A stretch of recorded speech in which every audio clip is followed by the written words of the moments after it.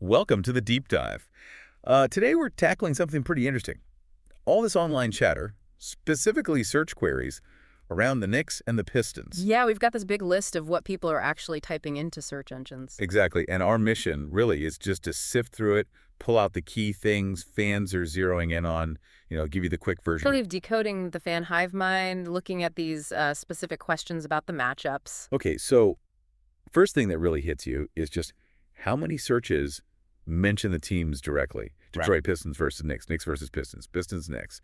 It's constant. Right. It's not just a passive mention. The volume suggests, well, a pretty high level of interest specifically in these games. A rivalry maybe, or just a hot series. Yeah, definitely significant interest there. It's not just background noise. No, they're actively looking for info on these specific contests. And then it gets even more focused. We see Knicks versus Pistons Game 2 and Pistons versus Knicks Game 2 popping up again and again. That's interesting. Why Game 2 specifically?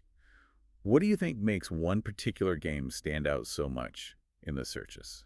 Well, it could be anything, couldn't it? Maybe it was like a turning point in a series or a really dramatic finish. Or a big player moment, perhaps. Exactly. Could be a standout performance someone wanted to look back at. The search numbers definitely suggest it wasn't just another Tuesday night game, Yeah, fair point. Okay, so beyond specific games, there's also, predictably, a huge amount of searching for the basics. Oh, yeah, the scores, schedules. Right. Knicks score, Pistons game tonight, NBA's schedule today, standard fan stuff. Totally standard, but it underscores that real-time need. People want the info now. And also where to get it. Lots of where to watch Knicks versus Detroit Pistons type searches. Which, that says something about how people watch games these days. Streaming, different channels. It's not always obvious. True. Now, this I found quite interesting, the player searches. For Detroit, it's heavily focused on Cade Cunningham. Makes sense. He's their guy. But for the Knicks, it's much more spread out. You see Brunson, naturally, but also Malik Beasley, Dennis Schroeder, Anunoby, even Paul Reed. Yeah, that's a wider net. What does that maybe suggest?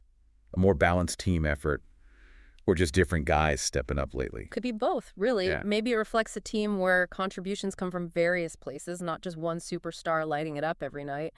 Or perhaps specific players had notable moments in recent games that caught people's attention. Okay. And it's not just about watching or knowing who played.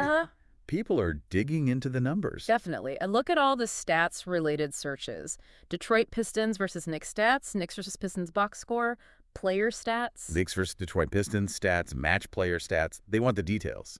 It points to a fan base that's, pretty analytical. They're not just happy with the final score. They want to see how it happened, who did what. Yeah, understanding the performance behind the result. Precisely. Then there's this slight detour, maybe. We see Pistons versus Knicks last game. Okay, that's recent history. Expected. But then there's also last Pistons playoff win. That feels different, like reaching back further. Yeah, that one stands out a bit, doesn't it? It could be fans reminiscing, or maybe comparing the current team or situation to past successes. Or maybe just a bit of historical context seeking, given the current matchup intensity. Possibly. It suggests that longer-term history is on some fans' minds, perhaps that yearning for, the glory days. Interesting. Then we've got the predictable stuff, like ESPN NBA scores, a go-to source for many. Right. Shows where people often land for quick info. And, of course, the predictions. Knicks versus Pistons prediction. Pistons versus Knicks prediction. Everybody wants to know who might win. Absolutely. That's all about the pregame buzz, the anticipation, looking for an edge maybe, or just joining the conversation about likely outcomes. And just quickly, we see the usual abbreviations, DD Knicks, Knicks, and a direct Nick versus Det, standard shorthand. Yep, very common. Makes searching faster. The stray 1, 2, 3 and the mention of Game 2 without more context are a little harder to pin down definitively, though. Yeah, those could be fragments, maybe tied to specific odds or parts of forum discussions. Hard to say for sure out of context. So wrapping this up, the big picture seems clear.